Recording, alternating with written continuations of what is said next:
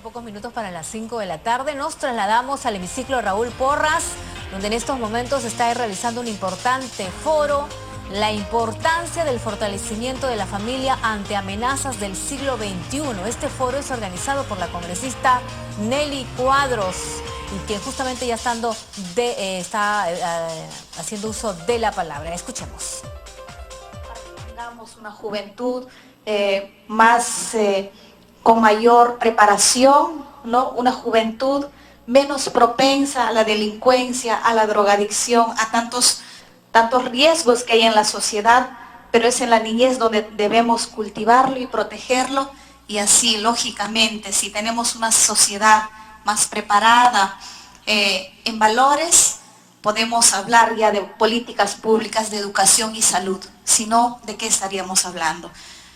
Muy buenas tardes nuevamente y empecemos con esta jornada de exposición de esta tarde. Muchas gracias. Muchas gracias, congresista Nelly Cuadros. Ya lo hemos dicho, Foro Internacional, importancia del fortalecimiento de la familia ante amenazas del siglo XXI. Queremos saludar también a los televidentes que nos siguen a través de la señal de televisión del canal del Congreso de la República y a través de Radio Congreso Perú igualmente. La primera exposición vamos a invitar a la señora Juliana Calambroyo Correa. Si nos permite dar a conocer su perfil, máster en Matrimonio y Familia por la Universidad de Navarra, licenciada en Educación, profesora de posgrado, especialista en Orientación Familiar, conferencista en temas de familia, educación y género, cofundadora del programa Padres Digitales y presidenta de la Asociación Peruana de Familias Numerosas. Recibamos a la señora Juliana Calambroyo Correa de Balmaceda.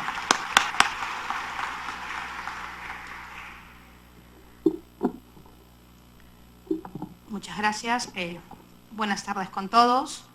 Agradecerle a la congresista Nelly Cuadros por el espacio, que esto es muy importante. Vamos a hablar pues, sobre el fortalecimiento de la familia, ¿no? Lo primero que tendríamos que tener claro es qué cosa nos hace familia, qué es familia, cuáles son los vínculos que nos unen como familia. Definir a la familia es intrínsecamente complicado y complejo, porque siendo la familia una institución natural, es decir, la expresión de la naturaleza misma del ser humano, responde también a los distintos embates culturales e históricos. Responde también al distinto modo de ser de los miembros que conforman esa familia. Sin embargo, a pesar de la dificultad de la definición, hay que tener claro cuáles son las relaciones objetivas que hacen o que nos hacen pertenecientes a una familia. La que sigue, por favor, ¿no? Entonces, ¿qué o quiénes conforman una familia? Lo primero para analizar es que hay datos objetivos, relaciones objetivas.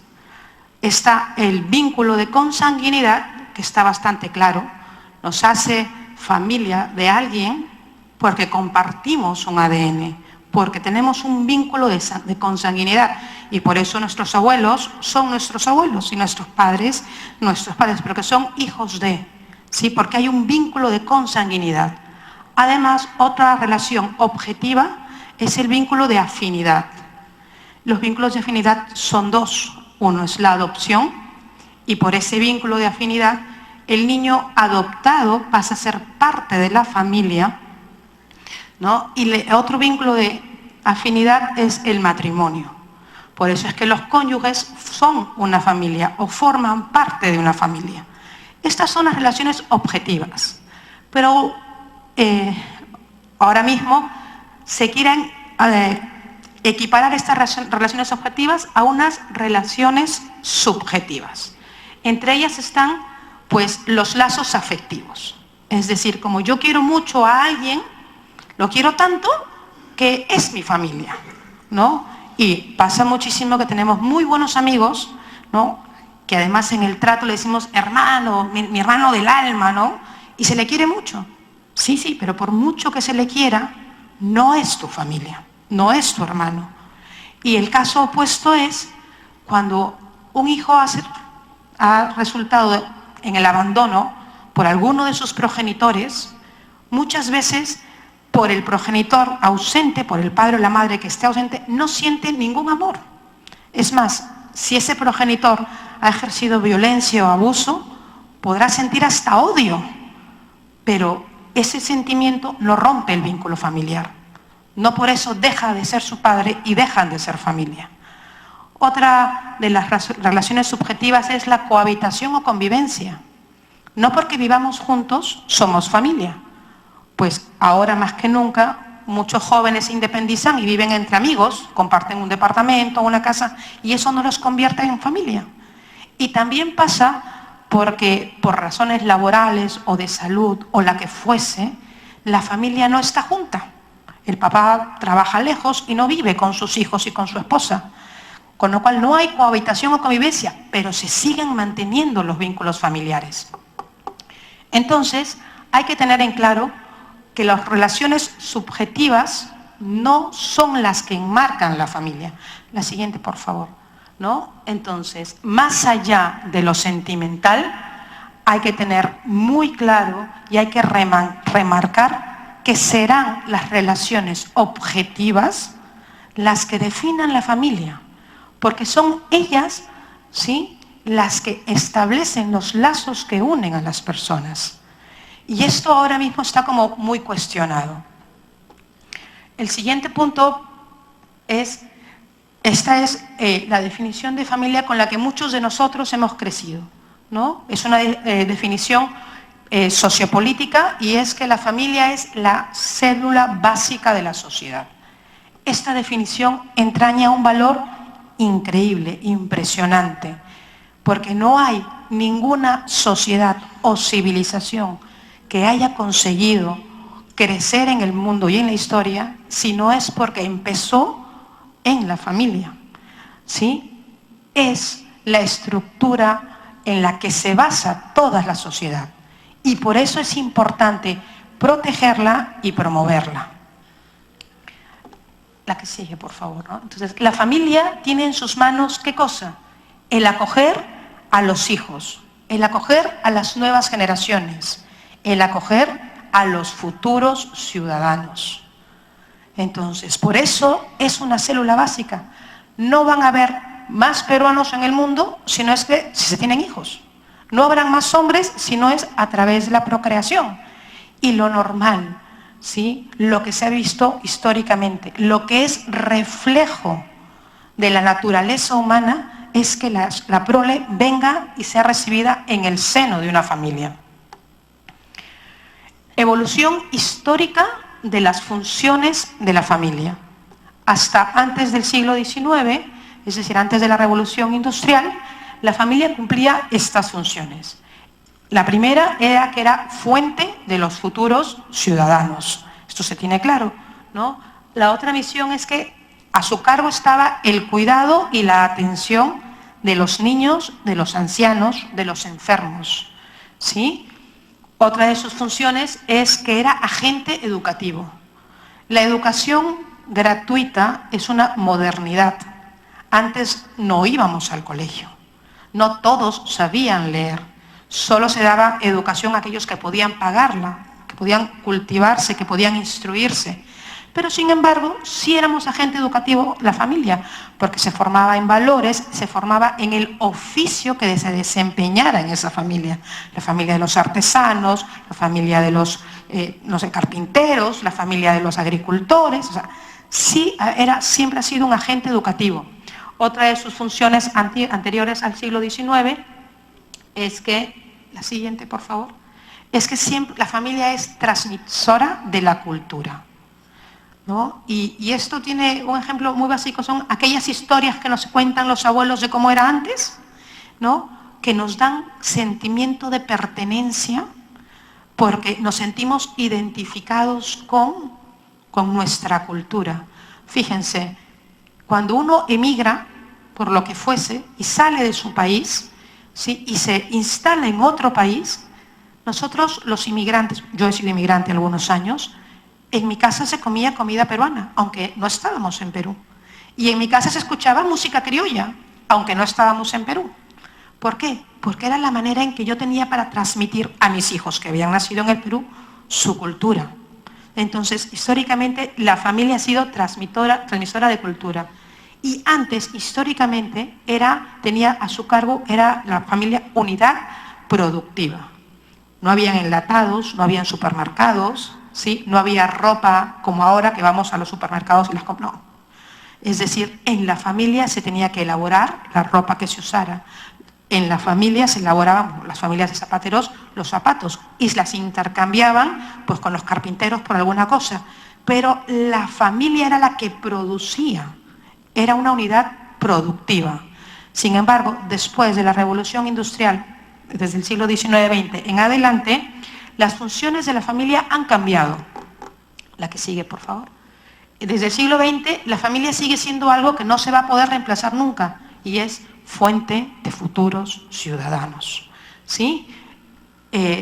La que sigue, por favor. Además, la familia ahora mismo tiene el cuidado de los niños, pero ya no nos queremos hacer cargo ni de los ancianos ni de los enfermos, lo cual es un error gravísimo porque vamos a poner en riesgo la transmisión de la cultura y porque además el Estado tendría que correr por el cuidado de los ancianos, es un coste altísimo y que peligra la sociedad de bienestar, ¿sí? Entonces hay que tener mucho cuidado.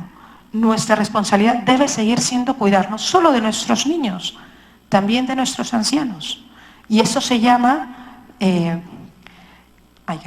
responsabilidad intergeneracional, porque en algún momento estos ancianos fueron jóvenes padres y nos tuvieron como niños suyos, ¿sí? La que sigue. Ahora mismo el agente educativo en puntos suspensivos.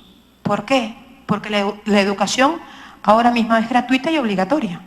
Todos los niños, o se lucha a nivel además internacional por eliminar el analfabetismo, que todos los niños tengan acceso a la educación básica regular. Y ya no es la mamá o el papá el que se encarga de enseñar a leer o a escribir, mucho menos se les enseña mecánica cuántica, ¿no? Se lo tienen que enseñar en el colegio.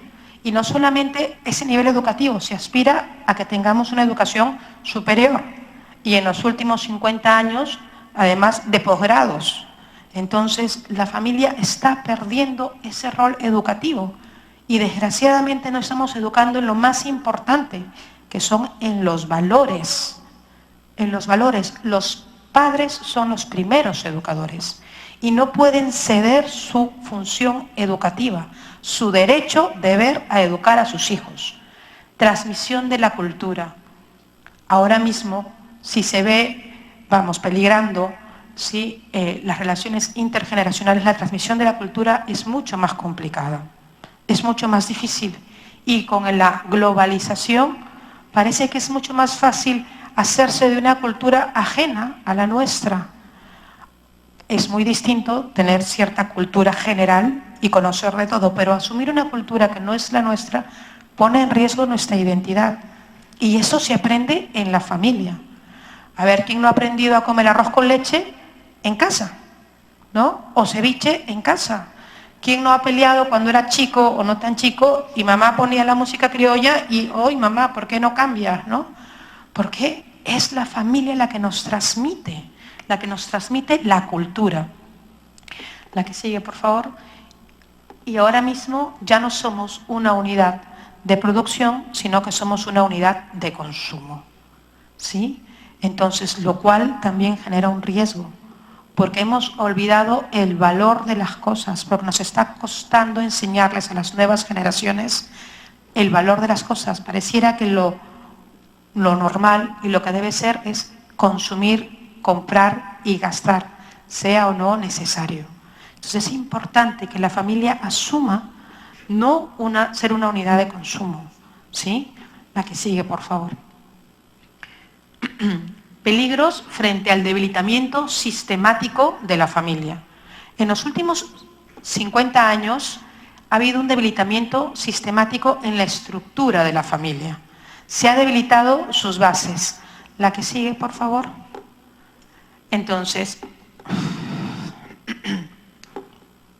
la que sigue. ¿Sí? ¿Qué consecuencia ha tenido ese debilitamiento del sistémico de la familia?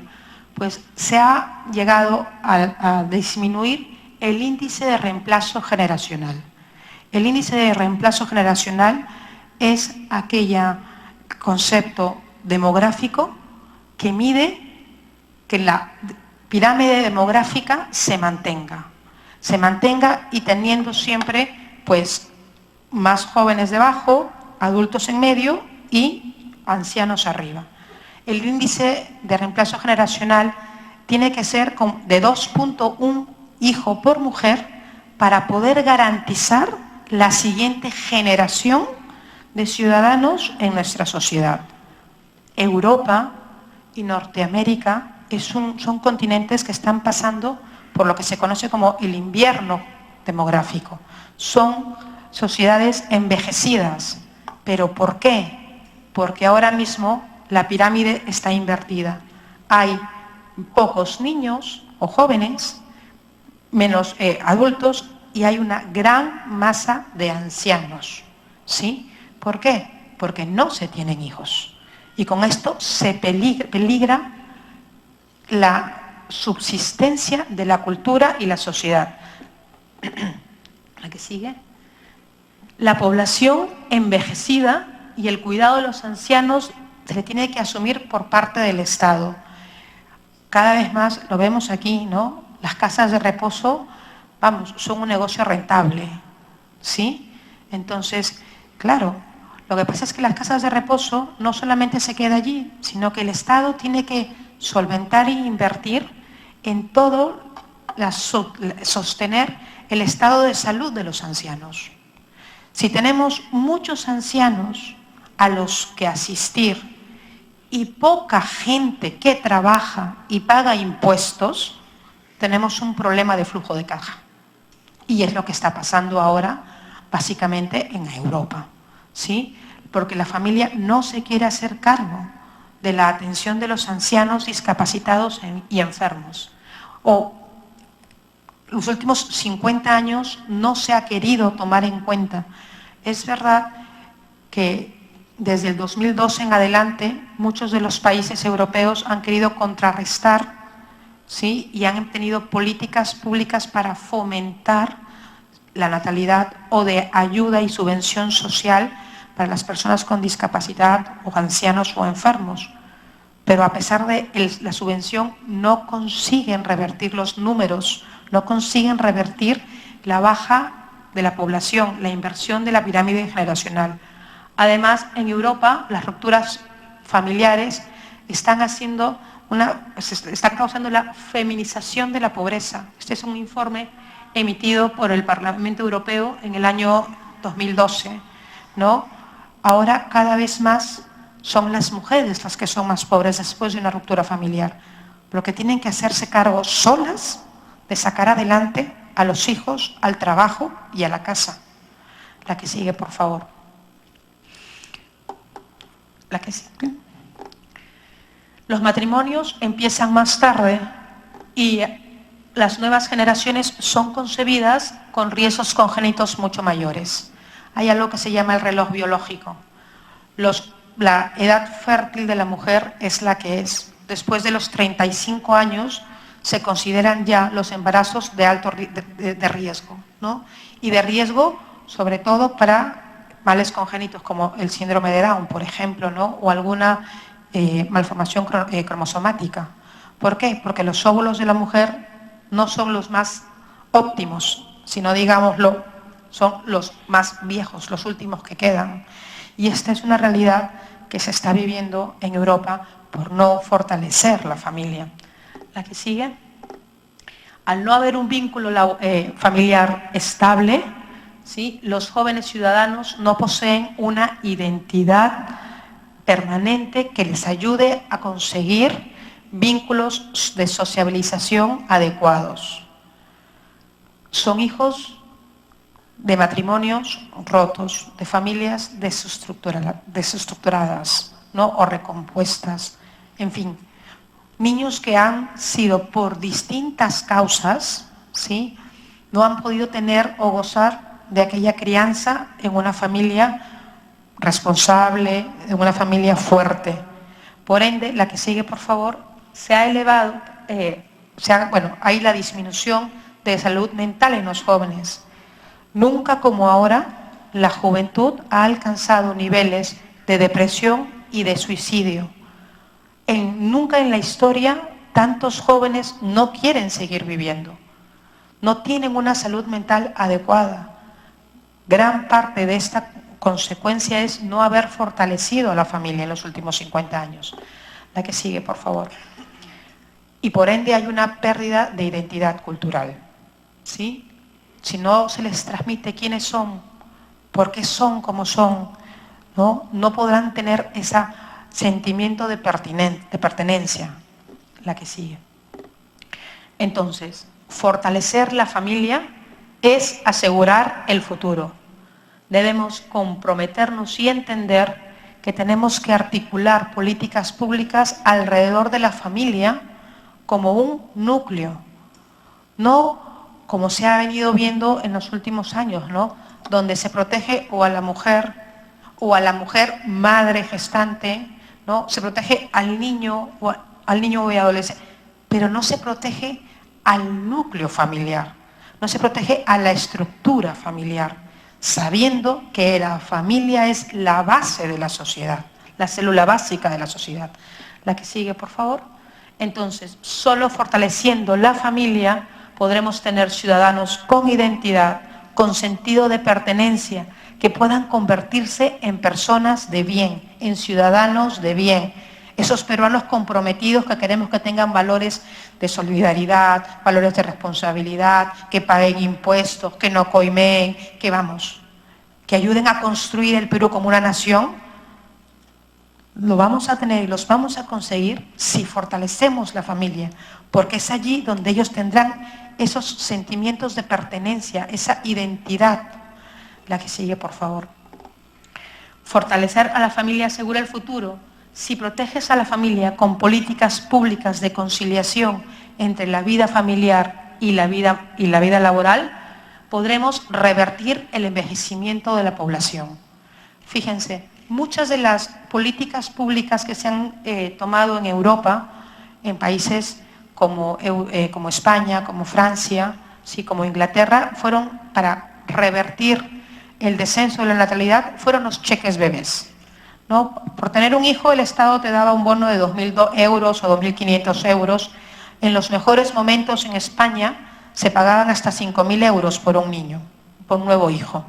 Sin embargo, estas políticas no articulan a la familia. Estas políticas no apuntan a una conciliación entre el trabajo y la vida familiar. Y lo que ha pasado es que no han conseguido revertir nada.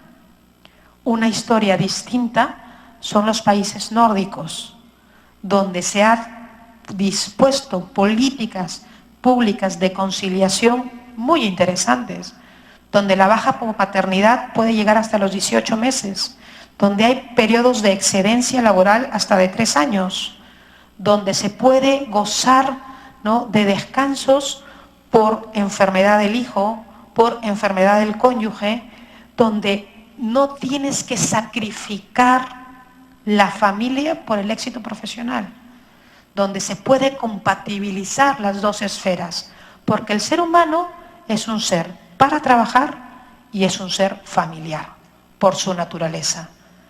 Y nunca antes en la historia como ahora, estas dos esferas parecen que son incompatibles. Para poder fortalecer a la familia tenemos que tener políticas públicas que ayuden la conciliación de estos dos ámbitos, que son los ámbitos en los que se mueve todo ser humano. La que sigue, por favor. La economía solo es sostenible si la familia sigue siendo el responsable cuidado de los más vulnerables. Es imposible que el Estado se haga cargo de los hijos, de los ancianos, de los enfermos. Peligra la sociedad de bienestar. El gasto público sería incomparable, inconmensurable. En la familia se vive una solidaridad en lo material, ¿no? Que es sorprendente. Muchos de ustedes ha pasado que donde comen 3, comen 4. Y como viene alguien más, pues comen 5, ¿no? Aquel dicho de échale más papas o más agua al caldo, como que funciona, ¿no?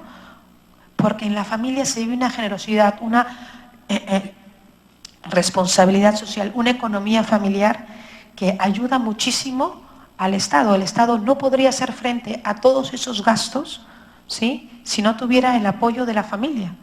Y sin embargo, aquellas familias que tienen un dependiente, que tienen un discapacitado, ¿no?, que tienen un enfermo, qué difícil les es llevar a cabo esta misión noble que es cuidar de los suyos.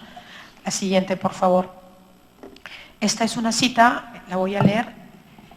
La familia es el lugar en el que el hombre encuentra la razón de vivir. En ella se aprende a dar la propia vida por los demás. En la familia se crean y fomentan lazos de afectividad. Se aprende a reconocerse su propia dignidad e identidad. Es la familia donde el hombre es amado por sí mismo, no por sus capacidades físicas o intelectuales. Es reconocido como persona desde su concepción hasta su muerte natural, y es donde se aprende a proteger la vida. Estas son palabras de un investigador, un profesor en la Universidad de Murcia, y cuánta verdad encierran.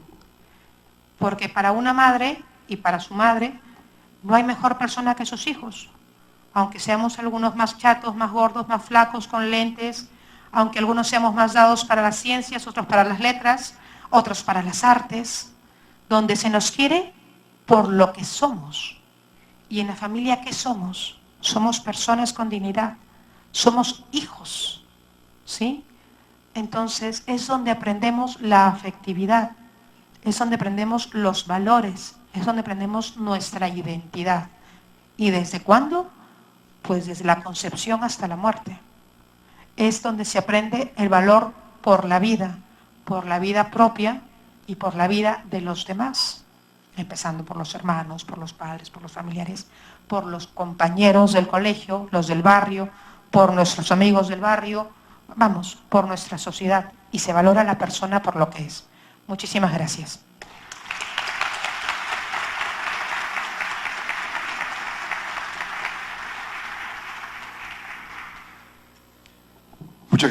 Muchas gracias a la señora Juliana Calambroyo Correa de Balmaceda. Seguidamente vamos a invitar al señor Cristian Rosas Calderón. Él es especialista en política y derecho internacional, representante de la Coordinadora Nacional Pro Familia. También es vocero del colectivo Con mis hijos no te metas. Estudió Derecho Internacional y Política en la conservadora Liberty University de Virginia, Estados Unidos. Actualmente dirige la ONG Ministerio Internacional de Desarrollo Interdes. El señor Cristian Rosas Calderón.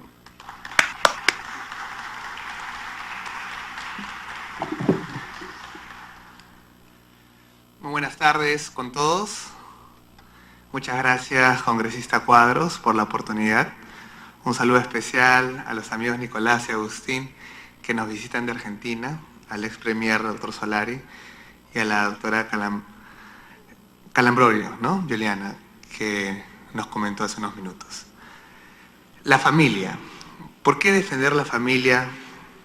¿Por qué la familia no podría ser considerado como tal en el caso de personas homosexuales o parejas homosexuales? ¿Qué define lo que es la familia? ¿Se establece? ¿Se opina? ¿Se vota? ¿Qué es la familia? Y quisiera repasar brevemente en una presentación siguiente algunos términos básicos que son muy importantes comprenderlo para poder entender por qué se considera o se reconoce la familia como tal y no se podría reconocer a otro tipo de familia. Por ejemplo, ¿qué es la orientación sexual? Tanto se habla de LGTBIQ y uno sabe que es lesbianas, gays, bisexuales, y que en realidad el día de hoy existen 67 orientaciones sexuales. ¿Pero qué son las orientaciones sexuales? ¿Y por qué se habla de derechos LGTBI? ¿Existen derechos LGTBI? ¿Matrimonio homosexual? ¿Unión civil? ¿Cuál es la diferencia entre sexo e identidad de género o identidad sexual?